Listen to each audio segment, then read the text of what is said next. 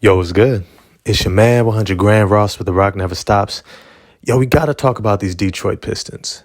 As much as the losses continue to mount, you can't help but walk away more and more impressed, more and more inspired, and even extremely optimistic of what it's going to mean when they start getting these veterans back.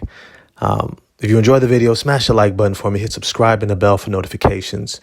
Yo, let me just start off by saying, when you see a team as young as this, when you think about the players that are actually on the court, everybody is 2 to 3 years into their career, and they are pushing contending teams to their limits. They're forcing the best teams to have to play them like they are one of the best teams because of not just the style of play, but the fundamental foundational principles in which they play the game. And that's a shout out to head coach Monty Williams, Troy Weaver in the front office, Dwayne Casey, and the developmental staff there in Detroit. These guys play hard, and not just hard, but they play playoff hard. They play smart hard. They get the 50-50 loose balls. They are doing the little effort things of getting back in transition. They're doing all the little things that force teams to have to execute at a high level in order to have a chance to beat them. And to be honest, because they aren't experienced enough to be able to execute at the same level, that's where they get beat time and time again. Now, of course, a lot of this is going to help once they get their veterans back. Once Monty Morris is inserted, once Alec Burks gets healthy, once Bojan Bogdanovic gets into the lineup, all of a sudden you're going to start seeing this team compete differently because they have guys who know how to execute. They know timing in the game and what's needed and how to get to this shot and how to space and move off the ball. They're going to have guys who understand how to create shot opportunities as well as get the right guys their shots. Right. And so this game against the Philadelphia 76ers was once again one of those games that even though it was a loss, you have to walk away feeling encouraged because you know that what they're going to continue to do as a team is going to be moving in the right direction of building a championship contender. You know, what's encouraging is when you look at the quality of shots that this team gets. When you look at how head coach Monty Williams is able to have different offensive schemes and play calling that gets Cade, Marcus Sasser, Killian Hayes, even Jalen Duren, wide open looks at the rim. They're able to put them in positions where they have spacing, where they're able to get to their shots so that they don't have to play outside of themselves. And that's huge for young teams because sometimes they build bad habits by playing a style that really doesn't suit their talent or their skill set. And as a result, they end up building really bad habits. But that's not what Detroit is doing right now. Detroit is actually doing an excellent job of making sure that they're running plays that play to the strengths of their main guys. And so when you really look at why they are losing these games, it's not because they can't get the shots they want. They're just not knocking it down. And a little bit of it is also understanding the moment. Like when they were up in the first half, they have to understand how to close out a half, right? When you get down into the stretch of that first half and you have a lead, you have to make sure you go to your bread and butter. You have to go to certain looks and certain plays. So you make sure that you continuously score to maintain a lead.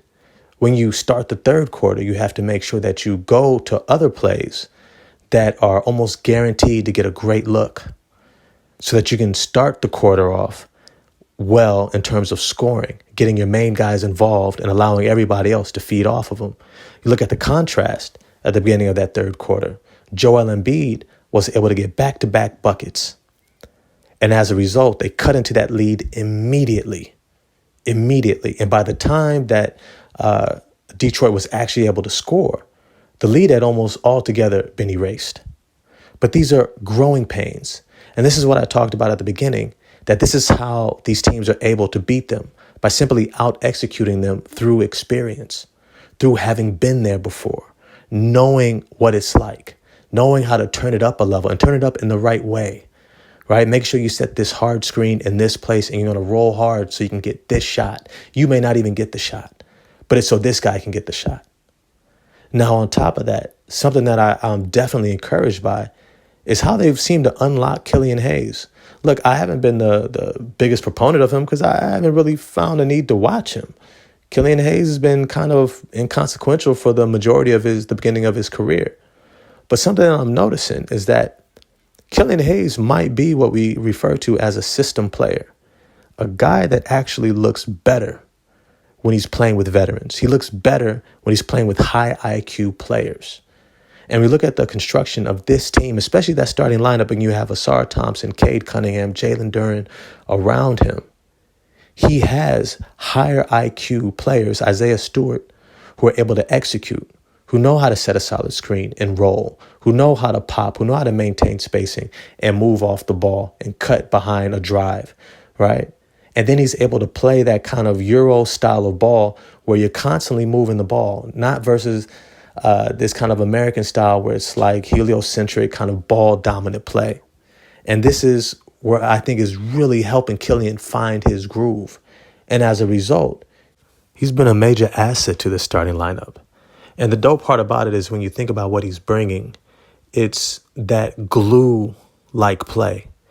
One of the things that was pointed out throughout the game was that I believe he's top 3 in assist to turnover ratio.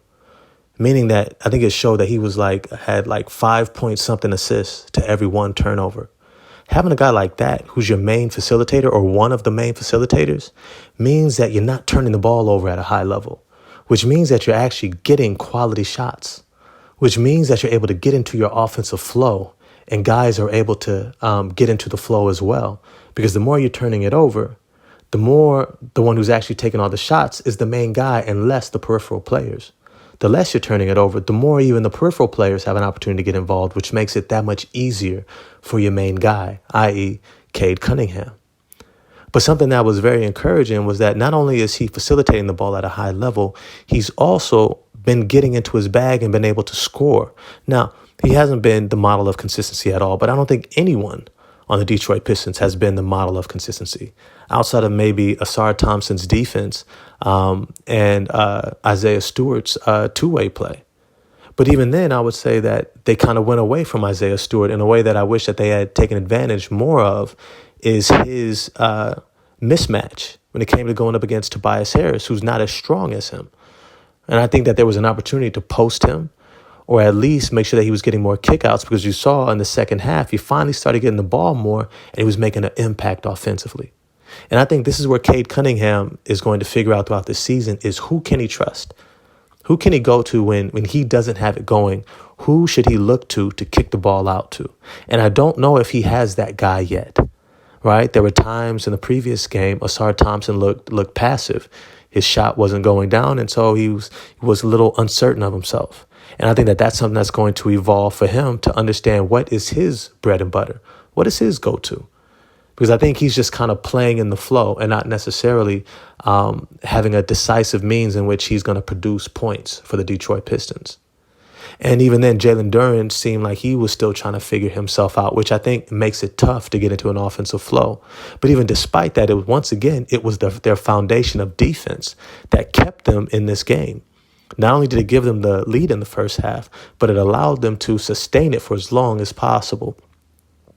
Another area of encouragement that I would have to say is that Marcus Sasser continues to look dead on a great pickup for the Detroit Pistons in the draft. Shout out to Troy Weaver, because Marcus Sasser's ability to not just hit shots, but also create shot opportunities at a high level off the bench has been a godsend for this team, especially with Jaden Ivey out.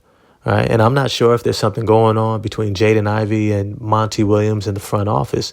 And I'm sure he doesn't like the fact that he's not getting those guaranteed minutes or that guaranteed starting spot that he thought he would have had this year. But the reality is when you have a guy like Killian Hayes who plays great defense and is probably one of the better facilitators and guys who take care of the ball, that's who you need next to Cade Cunningham, who's trying to get into his own rhythm. You don't need a guy who's turning it over and who struggles to play quality, consistent defense. And it's less about ability and it's more about consistency. And that's the difference between guys who have potential and talent and those who become veterans. It's the consistency piece. But now when you start thinking about the veterans that are going to be coming back soon, insert Monty Morris, insert Alec Burks, insert Bojan Bogdanovic. This lineup is going to get real interesting. It's going to get really interesting.